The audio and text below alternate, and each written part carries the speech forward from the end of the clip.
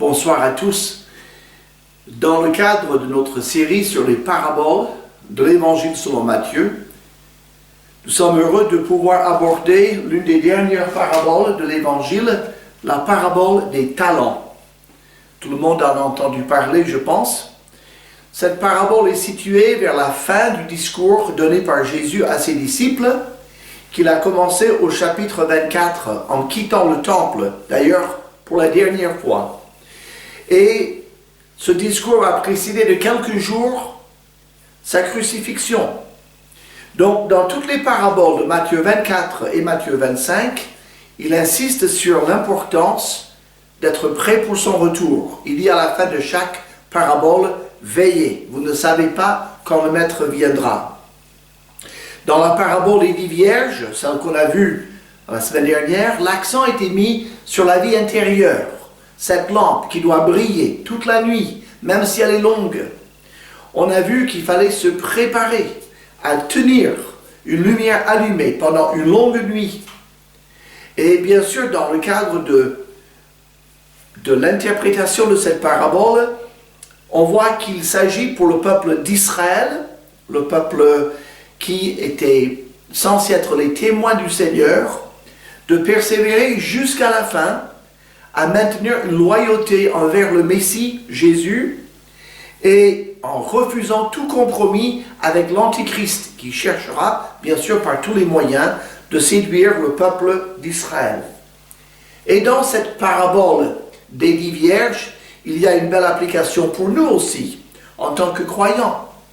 Tout comme l'huile est un symbole du Saint-Esprit, plutôt ici la lumière, nous devons être remplis de l'Esprit Saint, parce que nous sommes aujourd'hui le peuple, l'Église et le peuple qui doit apporter la lumière du témoignage à notre entourage. Également, nous avons la lumière dans la parole parce que nous marchons dans les ténèbres. Ce monde est plein de ténèbres et nous avons besoin d'apporter une lumière. Et c'est pour ça que Jésus dit à cette Église de l'Apocalypse, donc à son Église, qu'elles sont des chandeliers. Et lui, il est celui qui marche au milieu des chandeliers. Par contre, la parabole des talents vise beaucoup moins notre vie intérieure que notre activité. Et la manière dont nous servons notre Maître en faisant valoir les trésors qu'il nous a confiés. L'accent ici, c'est sur la fidélité, le sérieux et la constance dans notre activité et les récompenses auxquelles nous pouvons nous attendre si le Maître, à son retour, nous trouve fidèles. Et nous lisons donc en Matthieu 25 à partir du verset 14 jusqu'au verset 30. Il en sera comme d'un homme qui, partant pour un voyage, appela ses serviteurs et leur remit ses biens. Il donna 5 talents à l'un, 2 à l'autre, et 1 au troisième, à chacun selon sa capacité. Et il partit. Aussitôt, celui qui avait reçu les 5 talents s'en alla, les fit valoir, et il gagna 5 autres talents. De même, celui qui avait reçu les 2 talents en gagna 2 autres. Celui qui n'en avait reçu qu'un alla faire un creux dans la terre et cacha l'argent de son maître. Longtemps après, le maître de ses serviteurs revint et leur fit rendre compte. Celui qui avait reçu les 5 talents s'approcha en apportant 5 autres talents et il dit, « Seigneur, tu m'as remis 5 talents, voici, j'en ai gagné 5 autres. » Son maître lui dit, « C'est bien, bon et fidèle serviteur, tu as été fidèle en peu de choses, et je te confierai beaucoup. Entre dans la joie de ton maître. » Celui qui avait reçu les 2 talents s'approcha aussi et il dit, « Seigneur, tu m'as remis 2 talents, voici, j'en ai gagné 2 autres. » Son maître lui dit, « C'est bien, bon et fidèle serviteur, tu as été fidèle en peu de choses, je te confierai beaucoup. Entre dans la joie de ton maître. » Celui qui n'avait reçu qu'un talent s'approcha ensuite et il dit, « Seigneur, Je savais que tu es un homme dur, qui moissonne où tu n'as pas semé, et qui amasse où tu n'as pas vanné. J'ai eu peur, et je suis allé cacher ton talent dans la terre. Voici, prends ce qui est à toi. Son maître lui répondit, serviteur méchant et paresseux, tu savais que je moissonne où je n'ai pas semé et que j'amasse où je n'ai pas vanné. Il te fallait donc remettre mon argent au banquier, et à mon retour, j'aurais retiré ce qui est à moi avec un intérêt. Ôtez-lui donc le talent et donnez-le à celui qui a les 10 talents, car on donnera à celui qui a, et il sera dans l'abondance. Mais à celui qui n'a pas, on ôtera même ce qu'il a. Et le serviteur inutile, jetez-le dans les ténèbres du dehors, où il y aura des pleurs et des grincements de dents. Voici donc la parabole des talents. Regardons d'abord les éléments de la parabole. Qui sont les acteurs? Que se passe-t-il? Le premier acteur et le principal acteur de la parabole, ou le personnage, c'est ce fameux homme, ce maître, ce propriétaire, qui part en voyage. Il part en voyage et longtemps après, il revient. Tout lui appartient et il a des domestiques ou des serviteurs qui doivent agir pour son compte pendant son absence. Bien sûr, ici, dans la bouche de Jésus, il s'agit de lui-même. C'est Jésus. Jésus est toujours le personnage principal dans ces paraboles. Il est le propriétaire, il est le Seigneur de tout. Il part en voyage pour un temps indéterminé. Il ne dit pas au départ pour combien de temps il part, mais par contre, dans la parabole, il dit il revient longtemps après. Donc, il reste absent pendant longtemps. Mais il a la promesse qu'il revient. Et nous voyons par là, ça fait allusion au fait que Jésus est venu de la part de son Père. Il est venu visiter la terre. Il y a passé 3 ans. Il a recruté des disciples. Il a parlé au peuple de l'Alliance de l'Éternel, le peuple d'Israël qui était censé être les témoins et les serviteurs de l'Éternel, depuis que Dieu avait choisi ce peuple en Abraham. Donc, il s'adresse au peuple juif qui était censé être les serviteurs de Dieu, mais il s'adresse ici plus particulièrement aux apôtres, en leur qualité de juifs qui le suivent et qui sont déjà ses serviteurs, mais aussi plus largement à l'Église, qui va être son peuple témoin pendant son long voyage au ciel. Il parle également au peuple d'Israël qui, à la fin de l'âge de l'Église, pendant le temps de la tribulation, va connaître des difficultés à rester fidèle, car l'Antichrist voudra les séduire. Donc, Jésus d'un côté, et puis ses serviteurs de l'autre. Alors, deuxième élément, bien sûr, sont ces 3 serviteurs, les domestiques ou les serviteurs au service de Jésus-Christ. On voit bien que dans cette parabole, il peut s'agir des apôtres, et il peut s'agir de toute personne qui se réclame de son nom. Toute personne qui dit servir Dieu. Il y a de multitudes de personnes aujourd'hui qui disent nous sommes chrétiennes.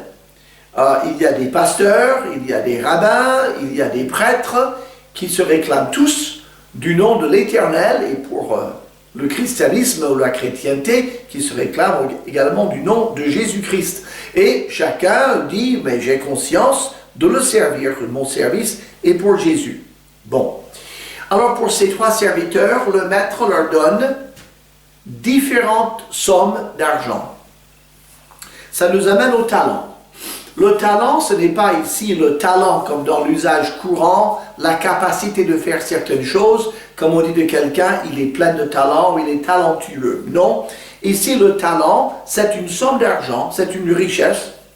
Le talent, c'était un poids déjà, un poids d'argent, et aujourd'hui on peut estimer à 2000 €, selon notre valeur d'aujourd'hui, un talent d'argent vaudrait dans les 2000 € au moins. Donc, c'est une somme. Toutes ces sommes appartiennent au maître et ces sommes sont à faire valoir jusqu'à son retour. Donc, pense à celui qui a 5 talents, il a environ 10 000 euros à investir et à faire valoir. Celui qui a les 2 talents, il en a 4 000. Et puis celui qui en a un a quand même 2 000 euros à faire valoir en attendant le retour de son maître.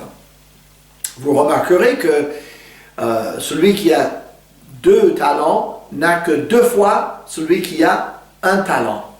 Tandis que celui qui a 5 talents, il a 2 fois et demi la somme qu'a celui qui a 2 talents. On pourrait dire, sans vouloir anticiper, mais on pourrait dire que celui qui a reçu 2 talents et celui qui a reçu 1 talent pourrait être jaloux de celui qui en a reçu 5. C'est évident. Mais ce n'est pas le cas. Il n'y a que le 3e qui tombe dans le piège du ressentiment. Les 2 autres, celui qui a reçu 5 et celui qui a reçu 2, s'avèrent être des bons serviteurs. Alors, que sont ces richesses? Est-ce que c'est de l'argent que Dieu nous confie? Oh, il y a sans doute cette idée-là que Dieu nous a confiée, surtout nous, en Occident, une certaine richesse, en certaine aisance, c'est vrai. Mais quelle est la richesse que Jésus donne à tous ses rachetés, à tous ses serviteurs? Il nous donne des richesses spirituelles. Et le Nouveau Testament nous parle énormément de ces richesses spirituelles. D'ailleurs, l'apôtre Paul priait pour les croyants qu'ils comprennent à quel point ils sont riches en Jésus-Christ. Quelles sont ces richesses? Par exemple, l'évangile de la réconciliation avec Dieu. On peut être réconcilié avec lui. Il y a dans cette réconciliation le pardon de tous nos péchés, quel qu'en soit le nombre. Il y a la vie éternelle, la vie dans le ciel, dans la félicité et la présence de Dieu, offerte gratuitement.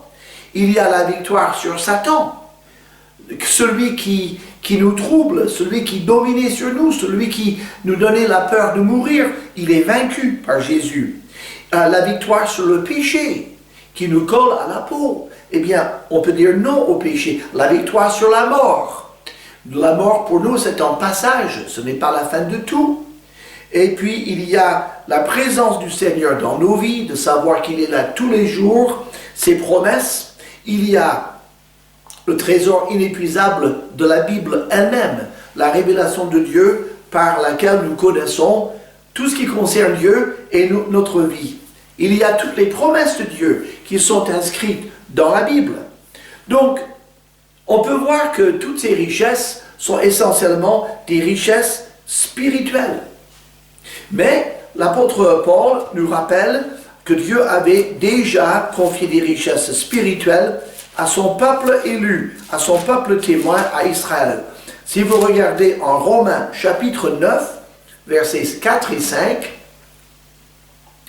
parce que l'apôtre Paul, il dit, il est triste, il est chagriné de ce que son peuple refuse le Messie. Et il dit pourtant, ces Israélites à qui appartiennent l'adoption. Dieu les avait adoptés comme son peuple particulier. La gloire, ils ont vu la gloire de Dieu qui remplissait le temple, qui les conduisait dans le désert. Les alliances, celle avec Abraham, celle avec Isaac et Jacob, celle avec Moïse, les 10 commandements, celle qui concerne la terre promise. Il y a la loi de Moïse, toutes les lois civiles et cérémonielles. Il y a le culte, le tabernacle, le temple, le système des sacrifices. Il y avait des sacrificateurs. Il dit les promesses faites à Abraham, à David, à Moïse, au peuple. Et les patriarches, donc Abraham, Isaac, Jacob, et de qui est issu, selon la chair, le Christ, qui est au-dessus de toutes choses, Dieu béni éternellement. Amen. Donc, quand le maître donne à ses serviteurs ses richesses, il peut s'agir aussi bien du peuple juif, sans doute même plus du peuple juif qui ont reçu ces richesses même que de l'Église, dans ce contexte particulier. Alors, on a vu donc les éléments de cette parabole. Maintenant, parlons un petit peu de ces 2 premiers serviteurs. On remarque leur sérieux. Ils sont des gens sérieux. Dans les versets 16 et 17, quand ils ont reçu leur talent de la part du maître et que le maître leur tourne le dos pour partir en voyage aussitôt qu'il était parti, les deux se mettent au travail. Ils ne perdent pas une journée. Ils pourraient penser, le maître il en a pour un petit moment, le temps de son trajet, de faire ses affaires et de revenir. On peut bien me prendre un peu de repos et on verra ça plus tard. Pas du tout. Aussitôt, ils se mettent au travail. Jésus faisait allusion ici à une coutume qu'on avait en Orient à l'époque. À l'époque, un maître, un propriétaire, avait deux possibilités de faire grandir son capital. Il pouvait déjà à l'époque acheter et vendre des devises sur le marché, prendre son argent et négocier lui-même, faire accroître son capital. Ou il pouvait confier une partie de sa fortune à ses serviteurs pour la gérer à sa place. C'est une coutume très ancienne. On pense à Potiphar, qui lui a laissé la gestion de tous ses biens, de tous ses avoirs entre les mains de Joseph, puisque avec Joseph tout prospérait. Et donc le maître choisit cette deuxième possibilité. Au lieu de garder pour lui-même ses richesses, de les faire valoir avec son talent particulier, il se dit, je vais confier mes avoirs à mes domestiques et c'est eux qui vont les gérer pour moi pendant mon absence. Et c'est ainsi que Dieu n'a pas confié aux anges l'annonce de l'évangile, il nous a laissé ses richesses et nous dit, faites-les valoir jusqu'à ce que je revienne, faites-les distribuer, faites-les connaître. Et donc, c'est ce qu'il a fait. Alors les deux hommes emploient le même zèle, exactement le même zèle, et sans doute fournissent les mêmes efforts pour faire 100% de rendement sur la somme qui leur a été allouée. Ils n'ont pas les mêmes capacités, puisque celui qui a 5 talents a plus de capacités, il a plus de savoir-faire, puisqu'il a une plus grosse somme. Le maître, il dit, chacun selon sa capacité, donc celui qui a reçu 2 talents n'a pas la même capacité que celui qui en a reçu 5. Ils n'avaient donc pas les mêmes capitaux, mais ils ont fait le même effort. Et ils avaient la même bonne attitude de fidélité et de loyauté envers leur maître. Ils ont eu en retour identique, c'est-à-dire 100% de réussite, et ils ont reçu exactement les mêmes félicitations de leur maître à son retour. Il emploie les mêmes mots pour les deux serviteurs. Alors ces deux serviteurs vertueux, sérieux, qui reçoivent cette richesse, qui le font valoir, peuvent représenter non seulement les apôtres. Pensons par exemple à l'apôtre Paul. L'apôtre Paul est le plus grand des apôtres, il le dit lui-même, mais sans aucun orgueil. Il comprend qu'il a eu plus de dons, plus de capacités, plus de privilèges que les autres apôtres. C'est un bon exemple de celui qui en a reçu 5 talents. Pierre, peut-être, en a reçu 4 ou 3. Pierre aussi occupe une place de tout premier plan. D'autres apôtres, Jean a écrit aussi, donc il y a plusieurs apôtres qui ont écrit des parties du Nouveau Testament. D'autres apôtres, on n'en entend plus parler. Peut-être ils avaient moins de capacités, en tous les cas, ils ont servi le Seigneur avec le même sérieux, puisque tous les apôtres sont morts martyrisés pour leur foi, à part Jean.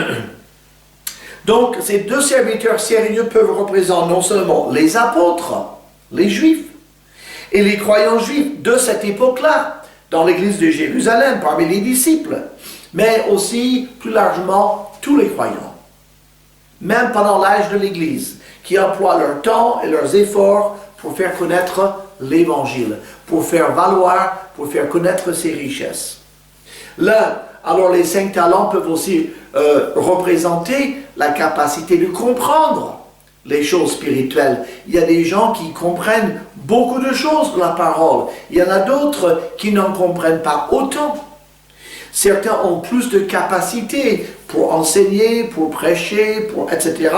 D'autres ont moins de capacité. Mais chacun, Dieu appelle chacun à avoir la même constance, la même humilité, la même fidélité. Ça ne change pas. Et donc, Dieu n'attend pas qu'avec 2 talents, on en remporte 10 comme celui qui en a 5. Il n'attend pas les mêmes résultats. Il est très heureux s'il y a la même motivation et la même fidélité. Nous pensons justement à tous ces apôtres qui avaient 5, 4, 3, 2 talents, etc. Peut-être même 1 talent, parce qu'il serait tout à fait possible que le Seigneur accorde à beaucoup de ses enfants 1 talent, comme il accorde parfois un don spirituel. Mais tout le monde a au moins un don spirituel. Et tout le monde peut le faire valoir. 1 talent, c'était quand même 2000 €. Donc, on pourrait quand même travailler avec ce talent-là. Quand on arrive au 3e serviteur, c'est autre chose. Il a une attitude qu'on peut appeler vraiment une attitude coupable. Coupable. Quand on le lit avec notre idée de l'égalité des chances, on se dit déjà entre 5 et 2, c'est quand même pas très équitable. Là, il reçoit 2 fois et demi plus que l'autre. Puis alors, celui qui en descend jusqu'à 1 talent, il reçoit la moitié du 2e et 20% du 1er. C'est pas juste. Mais si, c'est parfaitement juste. Parce que le maître connaît la capacité de chacun de ses domestiques. Il aurait été cruel, inutile, pour le maître de donner 5 talents aux 3. Puisque un seul aurait pu les faire valoir correctement et les 2 autres auraient été mis en difficulté par le maître lui-même. Et donc, c'est une grâce du maître de nous donner les capacités qu'il veut que nous ayons. Nous ne sommes pas responsables pour des capacités que nous n'avons pas. Nous ne sommes responsables que pour les dons que Dieu nous a faits. Donc, c'était une preuve de bienveillance de sa part de donner plus à celui qui pouvait en rendre plus et moins à celui qui avait moins de capacités. Et ce serviteur, un de ses problèmes, c'est qu'il est dominé par la peur. Il en parle. Il a peur. Et ça parle à chacun d'entre nous. Avoir peur. Peur de quoi? Mais de peur de ne pas y arriver. Le maître lui donne 1 talent, pas 2, pas 5, juste 1. Il a 5 fois moins à gérer que le premier. Mais il ne voit pas que s'il suit le maître avec constance et fidélité, le maître l'aidera à faire valoir. S'il essaie, il arrivera, puisque le maître lui a donné la capacité de gérer ce talent. Comme vous posez moi, Dieu nous donne la capacité de gérer les talents qu'il nous a donnés. Si vous avez un talent, vous avez la capacité de le gérer. Si vous avez une certaine somme d'argent, grosse ou petite, vous avez la capacité de gérer ce que le Seigneur vous a donné parce qu'il donne selon sa connaissance infinie de chacun d'entre nous. Donc, il aurait pu être tellement heureux s'il avait cru que le maître qui m'a donné ce talent, il ne fallait pas qu'il m'en donne plus, mais je peux gérer cette somme qu'il m'a donnée. Donc, dominé par la peur. Et la peur, eh bien, avec la peur, on ne fait rien. L'apôtre Paul dit à Timothée, un Timothée, ou 2 Timothée, enfin, dans une des épîtres à Timothée, il dit, c'est de Timothée, ce n'est pas un esprit de timidité que Dieu nous a donné, mais un esprit de force, d'amour et de sagesse. Il dit à Timothée, tu as tendance à être timide. Ce n'est pourtant pas cet esprit que Dieu t'a donné. Vis avec l'esprit que Dieu t'a donné, pas avec ton esprit ou ton attitude naturelle. Non seulement ce serviteur avait-il peur, il était paresseux. C'est le maître qui l'appelle paresseux. Paresseux, dans quel sens? Eh bien, s'il n'avait pas voulu faire le travail de gérer ce talent, il aurait pu, et le maître le dit, tu aurais pu apporter mon talent à la banque. Et là, sans rien faire, ça rapporte un peu. Tu aurais pu penser à me faire gagner un peu d'argent avec la somme que je t'ai remise en apportant à la banque. C'est le banquier qui est chargé de le faire valoir. C'est le banquier qui va me payer l'usage de mon argent dans son établissement. Et là, tu n'avais rien d'autre à faire que de le mettre au banquier. Même si tu avais peur, il n'y a pas d'excuse pour ce que tu as fait. Tu l'as caché dans la terre, ça n'a pas pris, ça n'a pris aucune valeur. Si ça se trouve, ça en a perdu. Donc, paresseux, sans imagination, sans volonté même de faire le moindre effort. Mais, ce qui est pire, et c'est étonnant, quand on le voit de la part du serviteur, parce qu'il paraît être un serviteur comme les deux autres, en fait, il ne voyait pas du tout son maître comme les autres le voyaient. Il accuse d'être un homme dur. Ah bon? Un homme dur. Un homme qui accorde 5 talents à l'un, 2 à l'autre et 1 au troisième, plutôt que de les garder pour lui-même, il distribue son argent en disant « Je vous donne ça à gérer ». Où est la dureté là-dedans? Il n'y en a pas. Mais il dit « Tu es un maître dur ». Et il fait comprendre au maître que pour lui, le maître a un petit côté malhonnête. C'est comme si le maître était un peu un voleur en col blanc, bien entendu. Parce qu'il dit, tu moissonnes où tu n'as pas semé, et tu amasses où tu n'as pas vanné, verset 24. Bien sûr, c'est une manière pour un fermier de comprendre, tu sèmes dans certains endroits, mais tu amasses dans d'autres endroits où tu n'as pas semé. Tu es profiteur, tu profites. C'est un petit côté malhonnête dans ce que tu fais. Alors, si un serviteur, soi-disant un serviteur de Dieu, voit Dieu comme un voleur, comme un criminel, comme un profiteur, c'est un péché énorme. Aucun chrétien ne va servir un Dieu qu'il estime être voleur, profiteur, dur ou méchant. Le problème de cet homme, il a une très mauvaise optique sur son maître. Comme il y a des gens du peuple de Dieu, et même dans le corps du Christ, parmi les chrétiens, qui ont une mauvaise image de Dieu. Oui, Dieu m'a envoyé plein d'épreuves, je ne comprends pas, il ne me répond pas. Souvenons-nous de Job et sa déception avec tous ses malheurs. Bon, on peut le comprendre, mais il n'était pas tendre vis-à-vis de Dieu parce qu'il ne comprenait pas. Mais cet homme, il n'hésite pas à dire au maître ce qu'il pense, et toute cette amertume sort. Jésus donc l'appelle méchant et paresseux. Jésus lui fait comprendre, verset 26, « Tu savais que je moissonne où je n'ai pas semé, et que j'amasse où je n'ai pas vanné. Heureusement. » Jésus lui montre qu'il n'y a pas de mal à faire valoir ce que l'on possède pour en avoir plus. Ce n'est pas par égoïsme, ce n'est pas par cupidité, c'est le principe même d'une bonne gestion. C'est l'attitude responsable et constructive.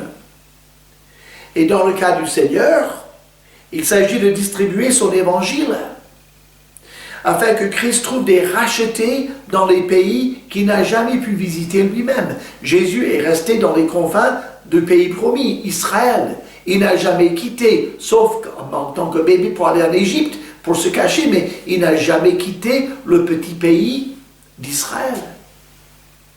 Mais il a donné son évangile à 12 hommes.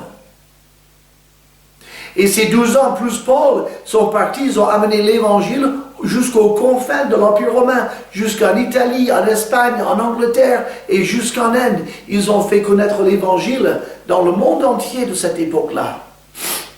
Et donc, Jésus aujourd'hui, il y a des dizaines, des centaines de milliers d'églises partout dans le monde où son nom est adoré, où son message est annoncé. Et donc, quand il revient, il y a une foule innombrable de gens qui vont se joindre à lui. Et d'où vient cette énorme église, ce corps du Christ? Jésus ne les a pas amenés à lui-même tout seul. Il n'est pas allé frapper à chaque porte, mais il a confié ses richesses à ses serviteurs qui les ont distribuées, et ça a amené d'autres serviteurs qui distribuent l'évangile, ça l'amène d'autres, et ainsi Jésus moissonne là où il n'a pas semé, il amasse là où il n'a pas vanné. C'est une attitude responsable et constructive. Donc, Jésus dit ici, voyez, vous mes serviteurs, vous devez prendre mes richesses spirituelles, les faire valoir pour que j'ai plus à la... Bien sûr, c'est pas pour avoir plus pour lui-même, comme quelqu'un qui amasserait de l'argent au détriment des autres, parce que Jésus veut partager toutes ses richesses avec ses rachetés. C'est pour les faire bénéficier de sa présence qu'il veut les sauver, qu'il veut amasser là où il n'a pas semé. Alors, quel est le verdict du Seigneur? Et on le voit dans le verset 21, 23 et puis 28 et 30. D'abord, versets 21 et 23, c'est les deux domestiques prudents, sérieux, et qui ont fait du bon travail. On voit, il ne dit pas, verset 15, la parabole ne dit pas que Jésus ou le maître va promettre une récompense s'il travaille bien. Il ne promet pas, il distribue ses biens et il s'en va en voyage. Mais ces deux domestiques ont une image quand même positive du maître. Ils se mettent aussitôt à travailler pour lui. Et je pense qu'ils savaient que s'ils faisaient un bon travail, s'ils le faisaient de tout leur cœur, leur maître saurait les récompenser. Ils savaient qu'ils ne regretteraient pas le travail qu'ils feraient pour leur maître. Combien ça doit nous motiver aussi. Il est impossible d'être plus généreux que Dieu. Il est impossible de servir le Seigneur avec sérieux sans que le Seigneur ne le reconnaisse, le remarque et ne le récompense. Et dans la parole, Dieu accorde et parle d'énormes récompenses qui sont tellement incroyables que nous n'avons pas, on ne peut pas très bien les cerner, les comprendre. Ce n'est pas en argent, ce n'est pas en or, c'est une place près de lui. C'est un éclat éternel, c'est des couronnes, plusieurs choses, mais quand nous serons au ciel, ces récompenses nous paraîtront extrêmement précieuses. Et donc, quand il revient, il voit ses serviteurs et il les félicite dans les mêmes termes, il donne les mêmes félicitations aux deux parce que les deux ont fait un travail égal. Et il leur confie de grandes et de nouvelles responsabilités. Il a dit, vous êtes fidèles en peu de choses, je te confierai beaucoup. Ça veut dire qu'ils vont continuer à servir le maître, mais avec de nouvelles responsabilités plus grandes et plus glorieuses. Non seulement ça, ils vont continuer à le servir dans une atmosphère de joie. Entre dans la joie de ton maître. Donc ils vont être désormais avec le maître, dans sa présence, à le servir, et doué de responsabilités plus grandes. La Bible parle aussi du millénium.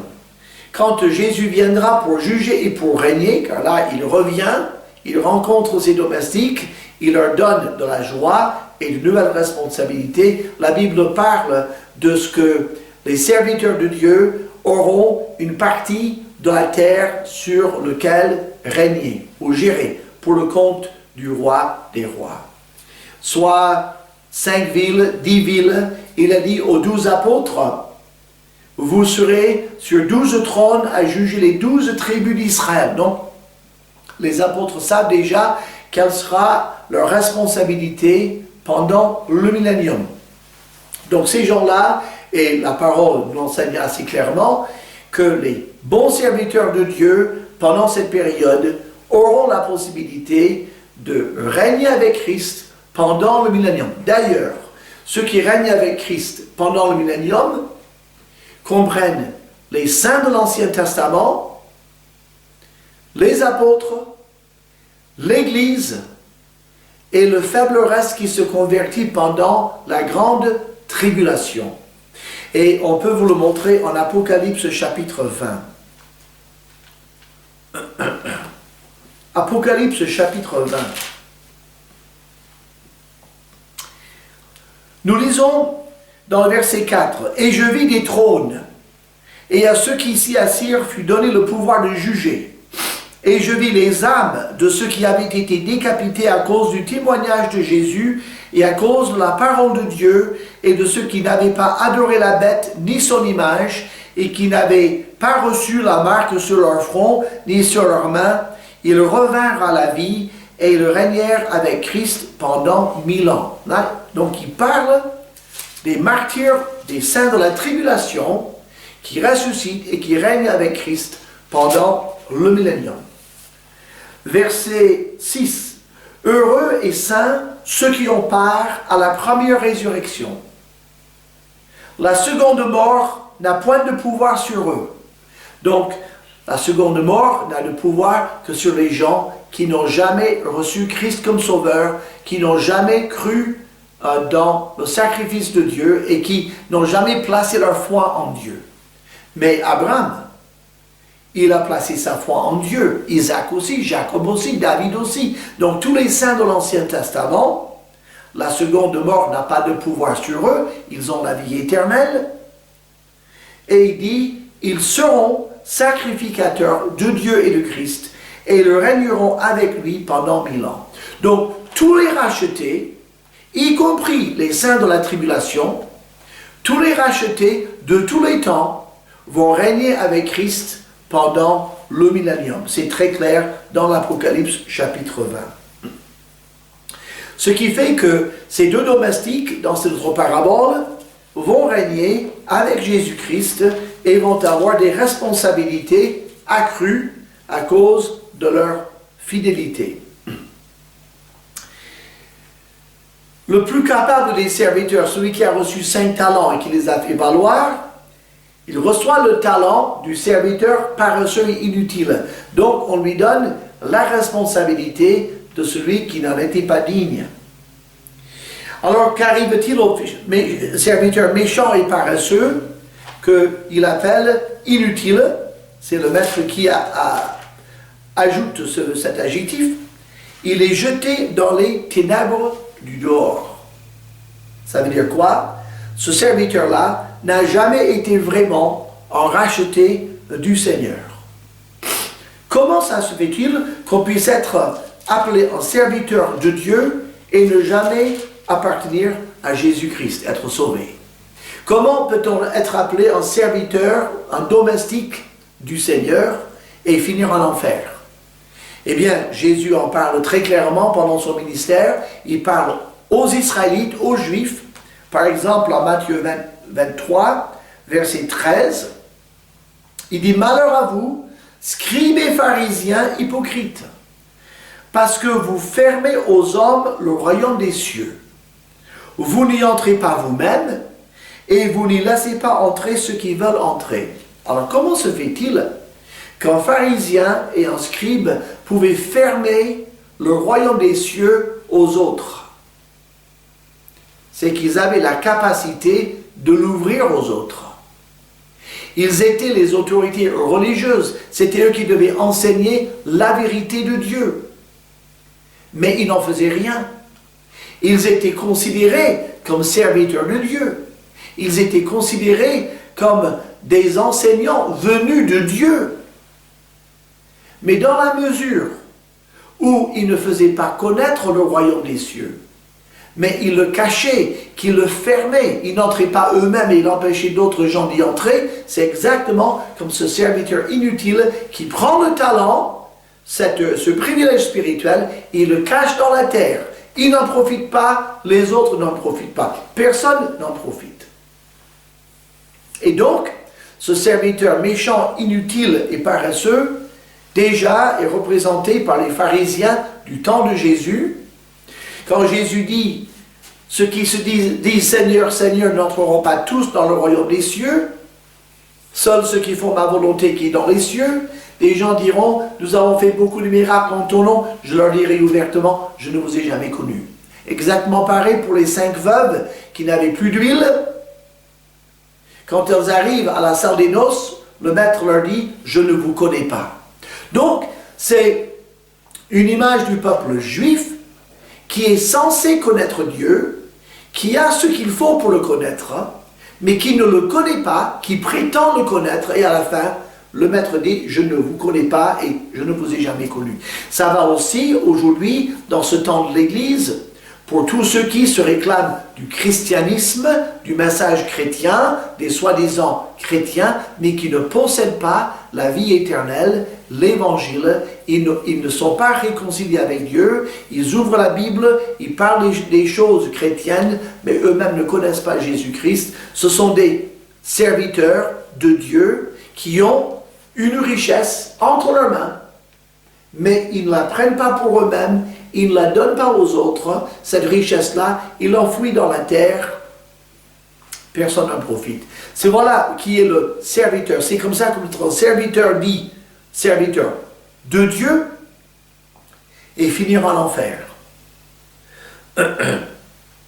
Donc ce serviteur méchant et paresseux n'a jamais été un vrai serviteur de Dieu. C'est un peu comme Judas Iscariote. Judas était un apôtre pendant 3 ans.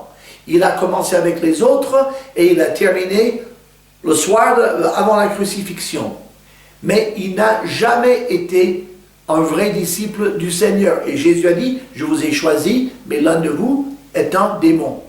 Il dit à Abraham, j'ai choisi toi et ta descendance pour être mon peuple de témoins, mais il est clair que tout le peuple ne voulait pas de Dieu. Et aujourd'hui, il y a beaucoup de gens qui se réclament de Christ, mais qui ne le connaissent pas personnellement. Et c'est ainsi qu'on peut comprendre cette parabole. Donc, prenons garde, en terminant, prenons garde de bien mesurer l'étendue de nos richesses en Jésus-Christ. Réfléchissons à la gloire et à la puissance de l'Évangile. Et n'hésitons pas à le faire connaître, comme ces 2 bons serviteurs, aussitôt, allons pour faire connaître cet Évangile et pour que d'autres en profitent et que le Seigneur augmente le nombre de ses enfants, de ses rachetés par notre intermédiaire. Prions Dieu. Notre Dieu et Père, merci pour ces instants, merci pour cette parole solennelle, merci pour la joie que vont connaître des serviteurs fidèles. Et nous te prions que tu nous aides nous-mêmes à être fidèles, à aller aussitôt que nous avons reçu cet évangile pour le faire connaître. Au nom de Jésus-Christ. Amen.